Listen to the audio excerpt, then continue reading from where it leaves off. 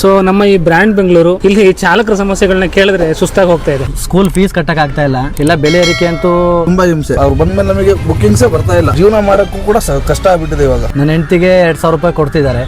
ನಮ್ಮ ಕಡೆ ಈ ಕಡೆ ಸ್ಪೇರ್ ಪಾರ್ಟ್ಸ್ ಎಲ್ಲ ರೇಟ್ ಜಾಸ್ತಿ ಆಗಿದೆ. ಹೆಂಗೋ ನಡ್ಕೊಂಡು ಹೋಗ್ತಾರೆ, ಜೀವನ ನಡ್ಸ್ಕೊಂಡು ಹೋಗ್ತಾ ಇರ್ಬೇಕಷ್ಟೇ. ರೇಟ್ ಕೇಳ್ಬಿಟ್ಟು ಹೊರಗಡೆ ಆಚೆ ಓಡ್ಬರ್ತೀನಿ ಸರ್. ಕಷ್ಟ ಆಗ್ಬಿಟ್ಟಿದೆ, ತುಂಬಾ ಕಷ್ಟ ಆಗುತ್ತೆ ಸರ್. 50,000 60,000 ಬರೀ LKG UKG ಮಾಡ್ತಾರೆ. ರೋಡ್ಗಳು ಒಂದು ಕಡೆ ನೀಟಾಗಿಲ್ಲ. ಮತ್ತೆ ಮಳೆ ಬಂತು ಅಂದ್ರೆ ನಮ್ ಗಾಡಿ ಪಲ್ಟಿನೇ. ಆ ಟ್ರಾಫಿಕ್ ಅಲ್ಲಿ ಆ ಗುಂಡಿ ಆ ರೋಡ್ ನೋಡಿದ್ರೆ ಸಾಕಾಗುತ್ತೆ ಸರ್. ಬೆಂಗಳೂರು ರೋಡ್ ಯಾವ ರೋಡು ಚೆನ್ನಾಗಿಲ್ಲ. ಬ್ರ್ಯಾಂಡ್ ಬೆಂಗಳೂರು ಮಾಡಲ್ಲ, ಸಿಂಗಾಪುರ್ ಮಾಡಲ್ಲ ಸರ್. ಕರ್ನಾಟಕದಲ್ಲಿ ನಾವು ಓಡಾಡ್ತೀವಿ. ನಮ್ಗೆ ಅಷ್ಟು ಪ್ರೇಮ ಇದೆ. ಮೇನ್ ಮಳೆ ಬಂದ್ರಂತೂ ಡ್ಯೂಟಿನೇ ಮಾಡಕ್ಕಾಗಲ್ಲ. ಇತ್ತೀಚೆಗೆ ಭಾರಿ ಹಲ್ಲೆ ಮಾಡಕ್ಕೆ ಸ್ಟಾರ್ಟ್ ಮಾಡಿದಾರೆ. ಅಂದ್ರೆ ಒಂಥರ ದೌರ್ಜನ್ಯ ಮಾಡಕ್ 5 ವೇಳೆ ಒಂದೇ ಸಮಯ ಇರಲ್ಲ ಸರ್. ಟೈಮಿಗೆ ಊಟ ತಿಂಡಿ ಮಾಡಿ ನೀಟಾಗಿ ನಮ್ಗೆ ಒಂದು ರೋಡ್ ಮಾಡಿಸ್ಕೊಡಿ ಸರ್ ಬೆಂಗಳೂರಲ್ಲಿ. ಸೊ ನಮ್ಮ ಈ ಬ್ರ್ಯಾಂಡ್ ಬೆಂಗಳೂರು, ಈ ಸಿಂಗಾಪುರ್ ಆಗ ಕೊಟ್ಟಿರೋ ಬೆಂಗಳೂರು, ಈ ಗ್ರೇಟರ್ ಬೆಂಗಳೂರು, ಇಲ್ಲಿ ಚಾಲಕರ ಸಮಸ್ಯೆಗಳನ್ನ ಕೇಳಿದ್ರೆ ಸುಸ್ತಾಗಿ ಹೋಗ್ತಾ ಇದೆ. ಈ ಚಾಲಕರದ್ದು ಕೂಡ ಒಂದು ವರ್ಗ ಇದೆ. ಅವ್ರನ್ನ ನಂಬ್ಕೊಂಡು ಲಕ್ಷಾಂತರ ಫ್ಯಾಮಿಲಿಗಳು ಬದುಕ್ತಾ ಇದ್ದಾವೆ.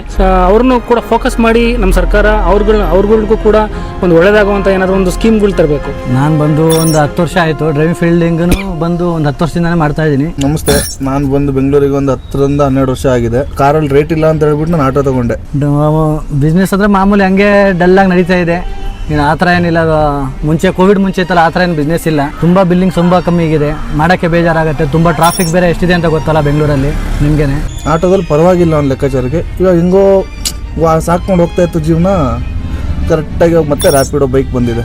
ಮುಂಚೆಗೂ ಈಗಲೂ ದುಡಿಮೆ ಹೆಂಗಿದೆ ಲೈಫ್ ಹೆಂಗೆ ಹೋಗ್ತಿದೆ ಆ್ಯಕ್ಚುಲಿ. ಒಬ್ಬರು ಡ್ರೈವರ್ ಅಂದರೆ ನಮ್ಗನ್ಸುತ್ತೆ ಒಂದು ಹಳ್ಳಿ ಕಡೆ ಹೆಂಗೆ ವ್ಯೂಸ್ ಇರುತ್ತೆ ಅಂದರೆ, ಒಬ್ಬರು ಚಾಲಕರು ಒಂದು ಡ್ರೈವರ್ ಬಂದಂದರೆ ಕಾರಲ್ಲಿ ಬರ್ತಾನೆ ಜೂಮ್ ಆಗಿ ಇವನಿಗೇನಪ್ಪ ಕಮ್ಮಿ ಅನ್ನೋ ಥರ ಹಳ್ಳಿ ಕಡೆ ಮೈಂಡ್ ಸೆಟ್ ಇರುತ್ತೆ. ಆ್ಯಕ್ಚುಲಿ ಬೆಂಗಳೂರಲ್ಲಿ ಲೈಫ್ ಹೆಂಗಿದೆ, ನಿಮ್ಮ ಒಂದು ಅಭಿಪ್ರಾಯ ಏನಿದೆ? ಲೈಫ್ ತುಂಬ ಚೆನ್ನಾಗಿದೆ, ಲಕ್ಸುರಿ ಲೈಫ್ ಇದೆ ನಿಮಗೆ? ಲಕ್ಸುರಿ ಲೈಫ್ ಅಂದರೆ ಏನಿಲ್ಲ ಸರ್. ದುಡಿಮೆ ಈಗ ತುಂಬ ದುಡಿಮೆ ಕಮ್ಮಿ ಇದೆ. ನನ್ನ ಮಗನಿಗೆ ಬರೀ ಸ್ಕೂಲ್ ಫೀಸ್ ಕಟ್ಟೋಕ್ಕಾಗ್ತಾ ಇಲ್ಲ.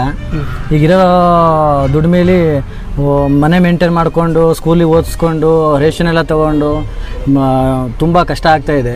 ಇಲ್ಲ ಬೆಲೆ ಏರಿಕೆ ಅಂತೂ ಎಣ್ಣೆ ತೊಗೊಳಕ್ಕಾಗಲ್ಲ. ಬೇಳೆ ರೇಟ್ ನೋಡಿದ್ದೀರಾ, ತುಂಬ ಜಾಸ್ತಿ ಆಗಿದೆ. ಎಲ್ಲ ಏನೂ ತೊಗೊಳಕ್ಕಾಗಲ್ಲ.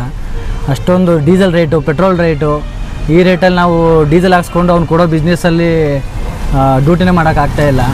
ತುಂಬ ಕಷ್ಟ ಆಗ್ತಾಯಿದೆ. ಹೆಂಗೋ ನಡೀತಾ ಇದೆ ಜೀವನ ಸರ್. ನಮಗೆ ಇದು ಬಂದುಬಿಟ್ಟು ಸ್ಟಾರ್ಟಿಂಗ್ ಇದು ಗಾಡಿ ಬಂದಾಗ 2019 CNG ಬಂದುಬಿಟ್ಟು 51 ರೂಪೀಸ್ ಏನೋ ಇತ್ತು ಸರ್. ಇವಾಗ 91 ರೂಪೀಸ್ ಹತ್ತಿರ ಬಂದಿದೆ.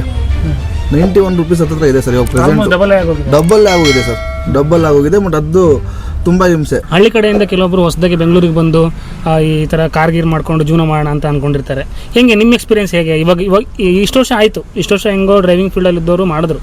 ಇವಾಗೆಲ್ಲಾದರೂ ಹೊಸದಾಗಿ ಹಳ್ಳಿ ಕಡೆಯಿಂದ ಬಂದು ಒಂದು ಕಾರ್ ತೊಗೊಂಡು ಇಟ್ಕೊಂಡು ಆರಾಮಾಗಿ ನಾವು ಜೀವನ ನಡೆಸ್ಕೋಬೋದು ಅಂತ ಅಂದ್ಕೊಂಡಿರೋರಿಗೆ ನಿಮ್ಮ ಪ್ರಕಾರ ಏನು ಅನ್ಸುತ್ತೆ? ಇವಾಗಲೂ ಆಗುತ್ತೆ ಆ ಥರ ಚಾನ್ಸ್ ಇದೆಯಾ ಬದುಕೋದಕ್ಕೆ? ಹೊಸ ಗಾಡಿ ತೊಗೊಂಡು ಮಾಡ್ತೀವಿ ಅಂದರೆ ಆಗಲ್ಲ, ತುಂಬ ಕಷ್ಟ ಆಗುತ್ತೆ. ಸೆಕೆಂಡ್ ಹ್ಯಾಂಡ್ ಕಾರ್ ತೊಗೊಂಡು EMI ಇಲ್ದಿರೆ ಮಾಡ್ಬೋದು. ಸ್ವಲ್ಪ ಕಷ್ಟ ಇದೆ ಈ ಟ್ರಾಫಿಕಲ್ಲಿ. ಅವ್ರು ಕೊಡೋ ಬಿಸ್ನೆಸ್ಸಲ್ಲಿ ಆಗಲ್ಲ. ಇನ್ನೊಬ್ಬನ ಕೈ ಕೆಳಗೆ ಕೆಲಸ ಮಾಡೋದಕ್ಕಿಂತ ಪರವಾಗಿಲ್ಲ, ಒಂದು ತಕ್ಕ ಮಟ್ಟಿಗೆ ಮಾಡ್ಬೋದು. ಒಂದು ರೇಟು ಗಂಡ ಹೆಂಡತಿ ಮಗು ಜೀವನ ಮಾಡ್ಬೋದು. ಮುಂಚೆ ಥರ ಏನು ಅಷ್ಟೊಂದೇನು ಬಿಸ್ನೆಸ್ ಇಲ್ಲ. ತುಂಬ ಕಷ್ಟ ಇದೆ. ಹೆಂಗೋ ನಡ್ಸ್ಕೊಂಡು ಹೋಗ್ತಾ ಇರ್ಬೋದು. ರ್ಯಾಪಿಡೋ ಬೈಕ್ ಬಂದುಬಿಟ್ಟು ಓಡಿಸ್ಲಿ, ಅವರು ಪಾಪ ಹೊಟ್ಟೆ ಪಾಡೋರೇನೋ ಮಾಡ್ಕೊಳ್ಳಿ, ಪರವಾಗಿಲ್ಲ. ಬಟ್ ನಾವೆಲ್ಲ ಬೋರ್ಡ್ ಅಂತ ಹಾಕೊಂಡು ನಾವು ಓಡಿಸ್ತಾ ಇದ್ದೀವಿ.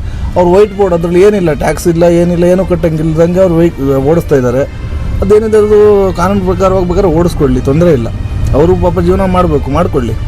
ಈ ಥರ ಇದೆ ಸರ್. ಅವ್ರು ಬಂದಮೇಲೆ ನಮಗೆ ಬುಕ್ಕಿಂಗ್ಸೇ ಬರ್ತಾ ಇಲ್ಲ. ಬೆಳಗ್ಗೆ ನಾನು 6 ಗಂಟೆಗೆ ಬಂದು ನೈಟ್ 10 ಗಂಟೆಗೆ ಹೋದರೂ ಕೂಡ ನಾನು 1000 ರೂಪಾಯಿ ಉಳಿಸ್ಕೊಂಡು ಹೋಗೋಕ್ಕಾಗ್ತಾ ಇಲ್ಲ. ಜೀವನ ಮಾಡೋಕ್ಕೂ ಕೂಡ ಕಷ್ಟ ಆಗಿಬಿಟ್ಟಿದೆ ಇವಾಗ. ಆಟೋದಲ್ಲಿ ಮಾತ್ರ ಜೀವನ ಮಾಡೋಕ್ಕೂ ಕಷ್ಟ ಆಗಿಬಿಟ್ಟಿದೆ ಸರ್. ಆಮೇಲೆ ಇವಾಗ ಈ ಗೌರ್ಮೆಂಟಿಂದ ಗ್ಯಾರಂಟಿಗಳಲ್ಲಿ ಬಸ್ಸೆಲ್ಲ ಫ್ರೀ ಮಾಡಿಬಿಟ್ರು. ಸೊ ಇಲ್ಲಿ ನಮಗೆ ಸಿಕ್ಕಿದೆ ಅಂದರೆ ಎಷ್ಟೋ ಜನ ಸಾಫ್ಟ್ವೇರ್ ಎಂಪ್ಲಾಯ್ಗಳು ಕ್ಯಾಬ್ಗಳನ್ನ ಬಿಟ್ಟು ಫ್ರೀ ಬಸ್ ಅಂತ ಬಸ್ಸಲ್ಲಿ ತಿರುಗಾಡಕ್ಕೆ ಶುರು ಮಾಡಿಬಿಟ್ರು. ಅದೇನಾದರೂ ಇಂಪ್ಯಾಕ್ಟ್ ಆಯಿತಾ ನಿಮಗೆ? ನಿಜ ಸರ್, ಅದು ಒಂದು 30% ಇಂಪ್ಯಾಕ್ಟ್ ಆಗಿದೆ. ಆದರೂ ಫ್ರೀ ಮಾಡಿದ್ದು ಒಂದು ಸ್ವಲ್ಪ ತಪ್ಪೇನೆ. ಫ್ರೀ ಮಾಡಬಾರ್ದಾಗಿತ್ತು. ನನ್ನ ಹೆಂಡತಿಗೆ 2,000 ರೂಪಾಯಿ ಕೊಡ್ತಿದ್ದಾರೆ. ನಮ್ಮ ಕಡೆ ಈ ಕಡೆ ಸ್ಪೇರ್ ಪಾರ್ಟ್ಸ್ ಎಲ್ಲ ರೇಟ್ ಜಾಸ್ತಿ ಆಗಿದೆ. ಬರೀ ಆಯಿಲ್ ಸರ್ವಿಸ್ ಮಾಡೋಕ್ಕೇ 7-8 ಸಾವಿರ ದುಡ್ಡು ಬೇಕು. ಶೋರೂಮಲ್ಲಿ ಹೋದರೆ 10-12 ಸಾವಿರ ಬಿಲ್ ಮಾಡ್ತಾರೆ. ಏನು ಆಯಿಲ್ ರೇಟ್ ಎಲ್ಲ 400-500 ರೂಪಾಯಿ ಜಾಸ್ತಿ ಮಾಡಿದ್ದಾರೆ. ಹೆಂಗೆ ಜೀವನ ಮಾಡೋದು ಹೇಳಿ? ಈಗ ಅವ್ನು ಕೊಡೋ ರೇಟಲ್ಲಿ ಏನು ಮಾಡೋಕ್ಕಾಗ್ತದೆ. ತುಂಬ ಕಷ್ಟ ಆಗ್ತಾಯಿದೆ. ಏನು ಮಾಡೋದು ಏನು ಅಂತ ತಲೆಕೆಟ್ಟೋಗ್ತಿದೆ. ಕಮಿಟ್ಮೆಂಟು ಜಾಸ್ತಿ ಆಗಿದೆ. ಸ್ಕೂಲ್ ಫೀಸ್ ಅಂತೆ, ಅದು ಇದು ಎಲ್ಲ ತುಂಬ ಜಾಸ್ತಿ ಆಗಿದೆ. ಏನು ಮಾಡೋಕ್ಕಾಗೋದು? ಹೆಂಗೋ ನಡ್ಕೊಂಡು ಹೋಗ್ತಾರೆ, ಜೀವನ ನಡ್ಸ್ಕೊಂಡು ಹೋಗ್ತಾ ಇರಬೇಕಷ್ಟೇ. ಎಲ್ಲಾದ್ರೂ ಮನೆಗೆ ರೇಷನ್ನೇ ಆಗಲಿ, ಒಂದು ಮಕ್ಕಳಿಗೆ ಗೋಡಂಬಿ, ದ್ರಾಕ್ಷಿ, ಅದು ಸಪೋಸ್ ಅಂಥವು ಏನಾದರೂ ಮಕ್ಕಳು ಚೆನ್ನಾಗಿಲ್ಲ ತೊಗೊಂಡು ಹೋಗ್ತೀವಿ ಅಂದರೆ ಆ ರೇಟ್ ಕೇಳಿಬಿಟ್ಟು ಹೊರಗಡೆ ಆಚೆ ಓಡ್ಬರ್ತೀನಿ ಸರ್. ರೇಟ್ ಬೆಲೆ ಏರಿಕೆ ತುಂಬ ಆಗಿಬಿಟ್ಟಿದೆ, ಏನಕ್ಕೂ ಆಗ್ತಾಯಿಲ್ಲ. ಫುಲ್ಲು ನಮ್ಮ ದುಡಿಮೆನೇ ನಮಗೆ ಮನೆ ಮೇಂಟೈನ್ ಮಾಡೋಕ್ಕೆ ಆಗ್ತಾಯಿಲ್ಲ ಸರ್. ಇನ್ನು ನಾವೆಲ್ಲ ಎಲ್ಲಿ ತರಕ್ಕೆ ಹೋಗೋಣ, ರೇಟ್ ನೋಡ್ಕೊಂಡು ಹೊರಗಡೆ ಬರೋದಾಗಿದೆ ಅಷ್ಟೇ. ಈಗ ಮೆಟ್ರೋ ರೇಟೆಲ್ಲ ಆ್ಯಕ್ಚುಲಿ ಡಬಲ್ ಮಾಡಿದ್ರು. ಮೆಟ್ರೋ ರೇಟೆಲ್ಲ ಬೆಂಗಳೂರಲ್ಲಿ ಜಾಸ್ತಿ ಆಯಿತು. ಮೆಟ್ರೋ ರೇಟ್ ಜಾಸ್ತಿ ಆದಮೇಲೆ ಏನಾದರೂ ನಿಮಗೆ ಬಿಸ್ನೆಸ್ಸಲ್ಲಿ ಸ್ವಲ್ಪ ಇಂಪ್ರೂವ್ ಆಯಿತು? ಇಲ್ಲ ಸರ್, ಮೆಟ್ರೋ ರೇಟ್ ಜಾಸ್ತಿ ಆದಮೇಲೆ ಮಾಮೂಲಿ ರ್ಯಾಪಿಡೋ ಬೈಕ್ ಬಂತು ಸರ್. ಅದರಿಂದನೂ ನಮಗೆ ಹೊಡ್ತಾ ಬಿತ್ತು. ಸಿಂಗಲ್ ಕಸ್ಟಮರೇ ಬರ್ತಾಯಿಲ್ಲ ನಮಗೆ. ಜಾಸ್ತಿ ಬರ್ತಿದ್ದಿದೆ ನಮಗೆ ಸಿಂಗಲ್ ಕಸ್ಟಮರು, ಅವರಿಂದನೇ ಸಿಂಗಲ್ ಕಸ್ಟಮರೇ ಬರ್ತಾಯಿಲ್ಲ ನಮಗೆ. ಅದೇ ರ್ಯಾಪಿಡೋದಿಂದ ತೊಂದರೆ ಆಗಿದೆ ಅಂತ ಹೇಳ್ತಾಯಿಲ್ಲ. ಅವ್ರಿಗೂ ಪಾಪ ಹೆಂಡತಿ ಮಕ್ಳು ಇರ್ತಾರೆ, ಅವರು ಮಾಡಲಿ.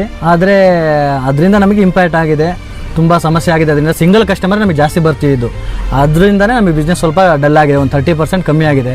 ಸಿಂಗಲ್ ಕಸ್ಟಮರ್ ಎಲ್ಲ ಬೈಕಿಗೆ ಹೋಗ್ತಾರೆ ಹೊರತು ನಮಗೆ ಬರ್ತಾಯಿಲ್ಲ. ಲೇಡೀಸು ಅಷ್ಟೇ ಬೈಕಲ್ಲೇ ಹೋಗ್ತಾರೆ, ಕಾರಿಗೆ ಬರ್ತಾಯಿಲ್ಲ. ಮಳೆ ಬಂದರೆ ಮಾತ್ರ ಬರ್ತಾರೆ, ಬುಕ್ ಮಾಡ್ತಾರೆ ಅಷ್ಟೇ. ಬಿಟ್ಟರೆ ನಾರ್ಮಲ್ ಟೈಮಲ್ಲೆಲ್ಲ ಬೈಕಲ್ಲೇ ಹೋಗ್ತಾರೆ. ಲೇಡೀಸ್ ಆಗಲಿ ಜೆಂಟ್ಸ್ ಆಗಲಿ ಬೈಕಲ್ಲೇ, ರ್ಯಾಪಿಡೋ ಬೈಕಲ್ಲೇ ಹೋಗ್ತಾರೆ. ಅದಕ್ಕೆ ಒಂದು ಸ್ವಲ್ಪ ಡಲ್ ಆಗಿದೆ. ಆಮೇಲೆ ಯಾವಾಗಲೂ 24 ಗಂಟೆ ಹೊರಗಡೆನೇ ಇರ್ತೀರಾ ನೀವು ನಿಮ್ಮ ಈ ಡ್ರೈವಿಂಗ್ ಫೀಲ್ಡಲ್ಲಿ? ಈ ಊಟ ತಿಂಡಿ ಎಲ್ಲ ಹೆಂಗೆ ನಿಮಗೆ? ನಿಮ್ಮ ಮನೆಯಿಂದ ತರ್ತೀರಾ ಅಥವಾ ಇಲ್ಲ ಹೋಟೆಲಲ್ಲಿ ಊಟ ಮಾಡಂಗಿದ್ರೆ ಹೆಂಗೆ? ಮನೆಯಿಂದ ಹೊರಡುವಾಗ ಬೆಳಿಗ್ಗೆ ಮಾತ್ರ ಮನೇಲಿ ತಿನ್ಕೊಂಡ್ಬರ್ತೀವಿ ಸರ್. 2 ಹೊತ್ತೂ ಆಚೆನೇ. ಆಚೆ ಹೋಟ್ಲಲ್ಲಿ ನೋಡಿದ್ರೆ ಆ ರೇಟ್ ತುಂಬ ರೇಟ್ ಇರುತ್ತೆ. ಅವ್ನು ಕೊಡೋ ರೇಟಲ್ಲಿ 200 ರೂಪಾಯಿ ಕೊಟ್ಟರು ಹೊಟ್ಟೆ ತುಂಬ ಊಟ ಸಿಗ್ತಾ ಇಲ್ಲ. ಕಾಫಿ ಟೀ ಕುಡಿಯೋಕ್ಕೂ ಭಯ ಆಗುತ್ತೆ. 15 ರೂಪಾಯಿ 20 ರೂಪಾಯಿ 25 ರೂಪಾಯಿ ತನಕ ಇದೆ. ಏನು ಮಾಡೋದು, ಏನು ಮಾಡೋಂಗಿಲ್ಲ. ನನ್ನ ಮಗನಿಗೆ ಹಾರ್ಲಿಕ್ಸ್ ಬೂಸ್ಟ್ ತೊಗೊಂಡು ಹೋಗ್ಬೇಕು ಅಂದ್ರೂ ಏನೋ ರೇಟ್ ನೋಡೇ ಭಯ ಆಗುತ್ತೆ, ಅಷ್ಟೊಂದು ರೇಟ್ ಇದೆ. ನಾವು ಮನೆ ಬಾಡಿಗೆ ಕಟ್ಟೋದು, ಇಲ್ಲಾಂದರೆ ಮಕ್ಳು ಏನಾದ್ರು ಕೇಳ್ತಾರೆ ಸಪೋಸು, ಯಾವ ಥರ ನಮ್ಗೊಂದು ಏನಾದರೂ ಕೊಡಿಸಿಯಪ್ಪ, ಏನಾದ್ರು ತೊಗೊಬನ್ನಿ ಹೊರಗಡೆಯಿಂದ ಅಂತಾರೆ. ಅವ್ರಿಗೆ ತೊಗೊಬಂದು ಕೊಡೋಣ ಅಂದರೆ ಆಗಲ್ಲ. ಇವಾಗ ಆ ದುಡ್ಡು ಇದ್ರೆ ಮನೆ ಬಾಡಿಗೆ ಕಟ್ಕೊಂಡು ಮನೆಯವ್ರಿಗಾದರೂ ಏನಾದರೂ ಸಮಾಧಾನ ಮಾಡ್ಕೋಬೋದು. ಆ ದುಡ್ಡು ಖಾಲಿ ಆಯಿತು ಅಂದರೆ ಓನರ್ಗಳು ಬಿಡೋಲ್ಲ ಮನೆಯಲ್ಲಿ. ಅಂದರೆ ನೀವು ಹೇಳೋ ಪ್ರಕಾರ ಒಬ್ಬ ಒಂದು ಸಿಂಗಲ್ ಕಾರ್ ಇಟ್ಕೊಂಡು ಒಬ್ಬ ಡ್ರೈವಿಂಗ್ ಮಾಡೋನು ಈಗಿನ ಪರಿಸ್ಥಿತಿಯಲ್ಲಿ ಬೆಂಗಳೂರಲ್ಲಿ ಬದುಕೋದು ಕಷ್ಟ. ಸದ್ಯದ ಪರಿಸ್ಥಿತಿಯಲ್ಲಿ ಬೆಂಗಳೂರಲ್ಲಿ ಆಟೋ ಓಡಿಸ್ಕೊಂಡು ಜೀವನ ಮಾಡೋದು ಕಷ್ಟ ಆಗ್ಬಿಟ್ಟಿದೆ. ತುಂಬ ಕಷ್ಟ ಆಗುತ್ತೆ ಸರ್. ಒಟ್ನಲ್ಲಿ ರಿಸ್ಕ್ ತುಂಬ ಇದೆ. ಬೆಳಗ್ಗೆ 4 ಗಂಟೆಗೆ ಬರಬೇಕು, ಸಂಜೆ 11-11:30 ತನಕ ಡ್ಯೂಟಿ ಮಾಡಬೇಕು. ತುಂಬ ರಿಸ್ಕ್ ತೊಗೊಂಡು ಮಾಡಿದ್ರೆ ಹೆಂಡತಿ ಮಕ್ಳನ್ನ ಸಾಕ್ಬೋದು ಅಷ್ಟೇ. ಈ ಪ್ರೈವೇಟ್ ಸ್ಕೂಲಲ್ಲಿ ಓದಿಸ್ಕೊಂಡು ಇವೆಲ್ಲ ಮಾಡ್ತೀವಿ ಅಂದರೆ ತುಂಬ ಕಷ್ಟ ಆಗುತ್ತೆ ಸರ್. ಯಾರು ಪ್ರೈವೇಟ್ ಸ್ಕೂಲಲ್ಲೆಲ್ಲ 50,000 60,000 ಬರೀ LKG UKG ಮಾಡ್ತಾರೆ. ಎಲ್ಲಿಂದ ನಾವು ನಮ್ಮಂಥವ್ರು ಸೇರಿಸಿ ಓದ್ಸೋಕ್ಕಾಗತ್ತೆ ಸರ್? ಮೇನ್ ಬೆಂಗಳೂರಲ್ಲಿ ಆಟೋ ಓಡಿಸ್ಬೇಕಂದ್ರೆ ಬೆನ್ನು ಬರುತ್ತೆ ಸರ್. ರೋಡ್ಗಳು ಒಂದು ಕಡೆನೂ ನೀಟಾಗಿಲ್ಲ. ನಮ್ದು ಆ್ಯಕ್ಚುಲಿ ಬುಕ್ಕಿಂಗ್ ಬರೋದು ಸಂಧಿಗಳೇ, ಚಿಕ್ಕ ರೋಡಲ್ಲೇ ಬರೋದು. ಆ ಚಿಕ್ಕ ರೋಡಲ್ಲೇ 8 ಅಡಿ ಗುಂಡಿ ಲೆಕ್ಕಾಚಾರಕ್ಕೆ ಇರ್ತಾವೆ, ಇಷ್ಟಿಷ್ಟು ಅಗಲ ಇರ್ತಾವೆ ಗುಂಡಿ. ಬೆನ್ನು ನೋವು, ನಮ್ಮ ಪೇಯ್ನು ಯಾರಿಗೂ ಹೇಳೋಕ್ಕಾಗಲ್ಲ. ಬೆನ್ನು ನೋವು, ಕಾಲು ನೋವು, ಬ್ರೇಕ್ ಒತ್ತಿ ಎಲ್ಲ ನೋವು ಬರುತ್ತೆ ಸರ್. ರೋಡ್ ಬಿಲ್ಕುಲ್ ಎಲ್ಲೊಂದು ಕಡೆ ಹೋದ್ರೂ ಚೆನ್ನಾಗಿಲ್ಲ. ಮತ್ತು ಮಳೆ ಬಂತು ಅಂದರೆ ನಮ್ಮ ಗಾಡಿ ಪಲ್ಟಿನೇ. ಮಳೆ ಬಂತಂದ್ರೆ ಗುಂಡಿಗಳು ಕಾಣಲ್ಲ, ಏನೂ ಕಾಣಲ್ಲ. ನಾವು ಹೆಂಗೋ ಹೋಗ್ತೀವಿ. ಆದರೆ ಸಪೋಸ್ ಬೈ ಮಿಸ್ಟೇಕ್ ಮಿಸ್ಸಾಗಿ ಯಾವುದೋ ಒಂದು ಗುಂಡಿ ಹಳ್ಳ ಇರುತ್ತೆ, ಅಲ್ಲಿ ಗುಂಡಿ ಏನು ಹೋಲ್ ಆಗಿರುತ್ತೋ ಏನಾಗಿರುತ್ತೋ ಗೊತ್ತಿಲ್ಲ, ಮ್ಯಾನ್ಯುವಲ್ ಇರುತ್ತೋ ಏನಾಗುತ್ತೋ ಗೊತ್ತೇ ಇಲ್ಲ, ಪಲ್ಟಿನೇ ಗಾಡಿ ಆಗುತ್ತೆ. ಆ ಥರ ನನಗೆ ಒಂದು ಟೈಮ್ ಆಗಿದೆ, ಬಟ್ ಅದರಷ್ಟು ಗಾಡಿ ಏನು ಪಲ್ಟಿ ಆಗಿಲ್ಲ. ಸೊ ಈಗ ನಿಮ್ಮ ಒಪಿನಿಯನ್ ಅಂದರೆ ಆ ಒಂದು ಕಾಲದಲ್ಲಿ ಶೈನಿಂಗ್ ಇದ್ದಂಥ ಒಂದು ಡ್ರೈವಿಂಗ್ ಬಿಸ್ನೆಸ್ ಏನಿದೆ ಇವತ್ತಿಗೆ ಬದುಕೋದೇ ಕಷ್ಟ ಆಗೋಂಥ ಪರಿಸ್ಥಿತಿ ಬಂದಿದೆ ಬೆಂಗಳೂರಲ್ಲಿ. ಈ ಟ್ರಾಫಿಕ್ ಬಗ್ಗೆ ಏನು ನಿಮ್ಮ ಒಪಿನಿಯನ್? ಬೆಂಗಳೂರು ಟ್ರಾಫಿಕ್ ಬಗ್ಗೆ 10 ಕಿಲೋಮೀಟ್ರ್ ಹೋಗೋಕ್ಕೆ ಮಿನಿಮಮ್ 45 ನಿಮಿಷದಿಂದ 1 ಅವರ್ ಬೇಕು. 1 ಅವರ್ ಇವನು ಬಿಲ್ ಎಷ್ಟು ತೋರಿಸಿರ್ತಾನೆ? 300 ರೂಪಾಯಿ ತೋರಿಸಿರ್ತಾನೆ. ಆ ಟ್ರಾಫಿಕಲ್ಲಿ, ಆ ಗುಂಡಿ, ಆ ರೋಡ್ ನೋಡಿದ್ರೆ ಸಾಕಾಗುತ್ತೆ ಸರ್. ಬೆಂಗಳೂರು ರೋಡ್ ಯಾವ ರೋಡು ಚೆನ್ನಾಗಿಲ್ಲ. ಬರೀ ಏನೋ ಬೆಂಗಳೂರನ್ನ ನಾವು ಬ್ರ್ಯಾಂಡ್ ಬೆಂಗಳೂರು ಮಾಡ್ತೀವಿ ಅಂತಾರೆ, ಸಿಂಗಾಪುರ್ ಮಾಡ್ತೀವಿ ಅಂತಾರೆ. ನೋಡಿದ್ರೆ ಯಾವ ರೋಡು ಒಂದು ರೋಡು ಚೆನ್ನಾಗಿಲ್ಲ. ಮಳೆ ಬಂದ್ರಂತೂ ಎಲ್ಲ 100% ನೀರು ತುಂಬ್ಕೊಬಿಡುತ್ತೆ. ಯಾವ ಕಾರಣಕ್ಕೂ ಗಾಡಿ ಓಡ್ಸೋಕ್ಕೆ ಆಗಲ್ಲ. ಗಾಡಿ ಸೈಲೆನ್ಸರ್ಲ್ಲ ನೀರು ತುಂಬ್ಕೊಬಿಡುತ್ತೆ. ಹೆಂಗೆ ಓಡಿಸೋದು ಸರ್? ಬ್ರ್ಯಾಂಡ್ ಬೆಂಗಳೂರು ಮಾಡಲ್ಲ, ಸಿಂಗಾಪುರ್ ಮಾಡಲ್ಲ ಸರ್.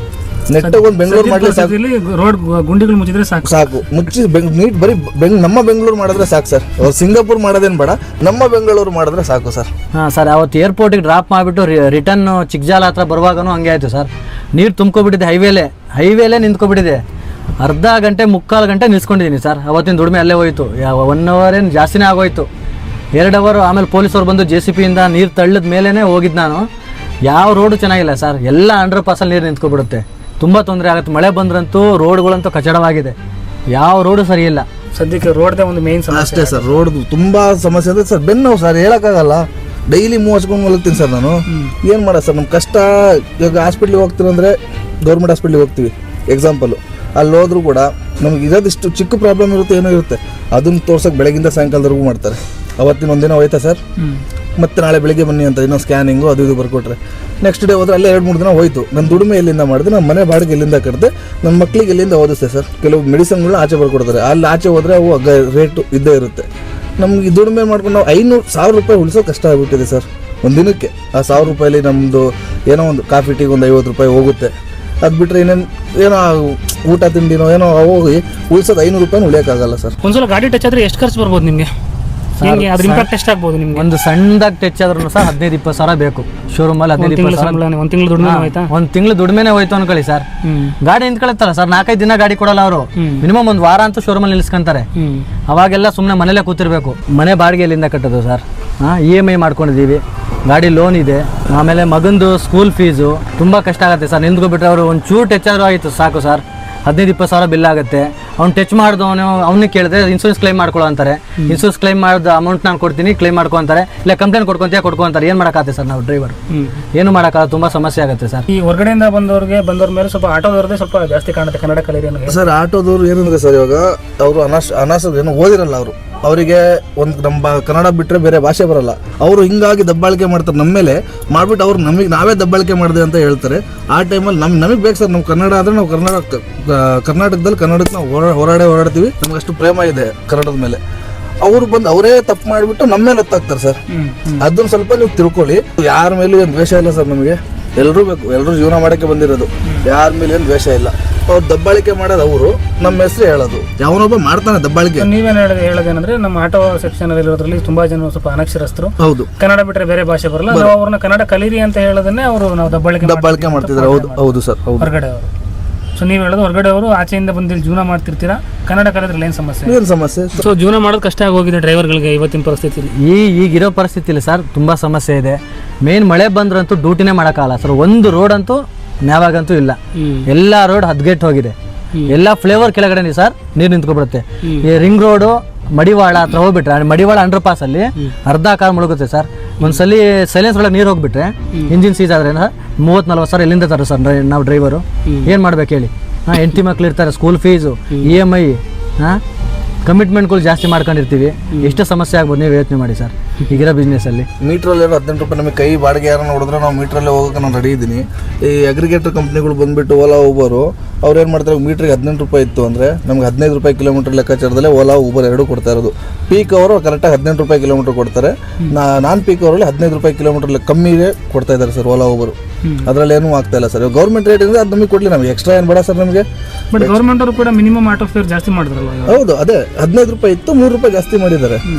ಅದೇ ಕೊಡಲಿ. ಈಗ ಓಲಾ ಊಬರು ಅದು ನಮಗೆ ಅಷ್ಟು ಕೊಡ್ತಾನೆ ಇಲ್ಲ. ನಾವು ಅದಕ್ಕೆ ಯಾರೇ ಕಸ್ಟಮರ್ ಬಂದರೂ ಮೀಟರ್ ಹಾಕ್ತೀನಿ ಮೇಡಮ್ ಕೂತ್ಕೊಳ್ಳಿ, ಹೋಗಿ ಅದೇ ಮೀಟ್ರಲ್ಲಿ ಏನು ತೋರಿಸೋದು ಅದೇ ದುಡ್ಡು ಕೊಡಿ, ನನಗೆ 1 ರೂಪಾಯಿ ಅದ್ರ ಮೇಲೆ 10 ರೂಪಾಯಿ ಬೇಡ, 5 ರೂಪಾಯಿ ಜಾಸ್ತಿ ಬೇಡ ಅಂತಾನೆ ಹೇಳ್ತೀನಿ ಸರ್. ಒಂದು ವಾರಕ್ಕೆ 700 ರೂಪಾಯಿ ರೀಚಾರ್ಜ್ ಮಾಡ್ತೀವಿ.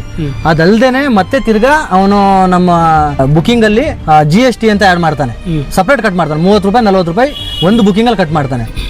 ಏರ್ಪೋರ್ಟ್ ಇಂದ ಆ ಕಡೆಯಿಂದ ಬಂದ್ರೆ ಒಂದು ಬುಕಿಂಗ್ 350 ರೂಪಾಯಿ ಬರೀ ಪಾರ್ಕಿಂಗ್ ಚಾರ್ಜ್ ಅಂತ ಕಟ್ ಮಾಡ್ತಾನೆ. ಎಲ್ಲಿ ಹೋಗ್ಬೇಕು ಸರ್? ಈಗ ಒಂದು ಡ್ರಾಪ್ ಮಾಡಿದ್ರೆ 500 ರೂಪಾಯಿ ಕೊಡ್ತಾನೆ, 10 ರೂಪಾಯಿ ಅಷ್ಟೇ ಕೊಡೋದು ಕಿಲೋಮೀಟರ್. ಏರ್ಪೋರ್ಟ್ ಇಂದ ಪಿಕಪ್ ಮಾಡಿದ್ರೆ 10 ರೂಪಾಯಿ 11 ರೂಪಾಯಿ ಪರ್ ಕಿಲೋಮೀಟರ್ ಕೊಡೋದೇ ಅಷ್ಟೇ. ಅವನು ಓಲಾದವನು ಅಷ್ಟೇ, ಊಬರವನು ಅಷ್ಟೇ ಸರ್. ಇಬ್ಬರು ಅಷ್ಟೇನೆ. ಇಬ್ಬರೇನು ಅವನೇನು ಹೆಚ್ಚು ಇವ್ರೇನು ಕಮ್ಮಿ ಏನಿಲ್ಲ, ಇಬ್ಬರು ಒಂದೇನೆ. ತುಂಬ ಕಮ್ಮಿ ಆಗಿದೆ ಮಾತ್ರ. ರೇಟ್ ಅಂತೂ ಏನಕ್ಕೂ ಬೇಡ ಸರ್, ಅಷ್ಟೋ ಕಮ್ಮಿ ಕೊಡ್ತಾರೆ. ಹಾಂ ಸರ್, ಅದೊಂದು ಈ ಕಡೆ ಕೋರಮಂಗಲ ಇಂದ್ರಾನಗರ ಪಬ್ ಟೈಮ್, ಅದು ಫ್ರೈಡೇ ಸಾಟರ್ಡೆ ಸಂಡೇ ಆ ಟೈಮಲ್ಲಿ ಹೋಗ್ಬಿಟ್ರೆ ನೈಟ್ ಟೈಮು ನಮ್ಮ ಮೇಲೆ ಭಾರಿ ಇದೆ. ಉಲ್ಟಾ ಆಗ್ಬಿಡುತ್ತೆ ಸರ್. ಕೆಲವರು ಲೇಡೀಸು ಕುಡ್ಕೊ ಬರ್ತಾರೆ, ಜೆಂಟ್ಸು ಕುಡ್ಕೊ ಬರ್ತಾರೆ. ಅವ್ರಿಗೆ ನಾವು ಸೇಫಾಗಿ ಡ್ರಾಪ್ ಮಾಡ್ತೀವಿ.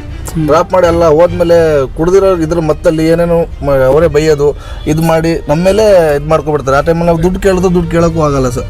ದುಡ್ಡು ಕೊಡಲ್ಲ, ಕಂಪ್ಲೇಂಟ್ ಕೊಡ್ತಾರೆ. ನಮ್ಗೆ ಅದು ಮಾಡಕ್ಕೆ ಬಂದ ಇದು ಮಾಡಕ್ಕೆ ಬಂದ ಅಂತಾರೆ.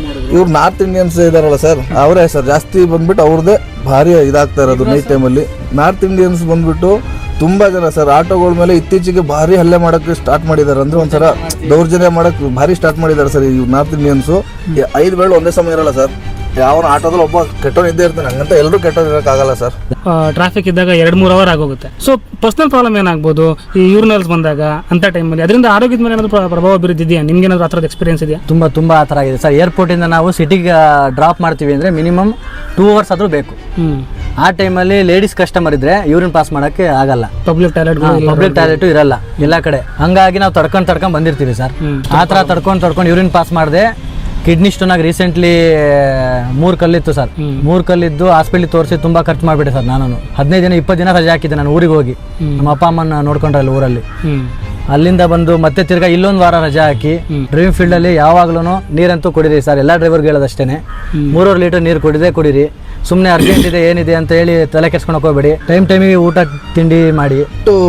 ಈ ರೋಡ್ಗಳ್ದೆ ಸರ್ ತುಂಬ ಸಮಸ್ಯೆ ಅಂದರೆ ರೋಡ್ದೆ ಮೈನ್. ಅದೊಂದು ರೋಡು ನಮ್ಗೊಂದು ಸ್ವಲ್ಪ ಮಾಡಿಸಿ ಸರ್, ದಯವಿಟ್ಟು ನಿಮಗೆ ಕಾಲು ಬಿಟ್ಟು ಚಪ್ಪಲಿ ಬಿಟ್ಟು ಬೇಡ್ಕೊತಾ ಇದ್ದೀರಿ, ನೀಟಾಗಿ ನಮಗೊಂದು ರೋಡ್ ಮಾಡಿಸ್ಕೊಡಿ ಸರ್ ಬೆಂಗಳೂರಲ್ಲಿ.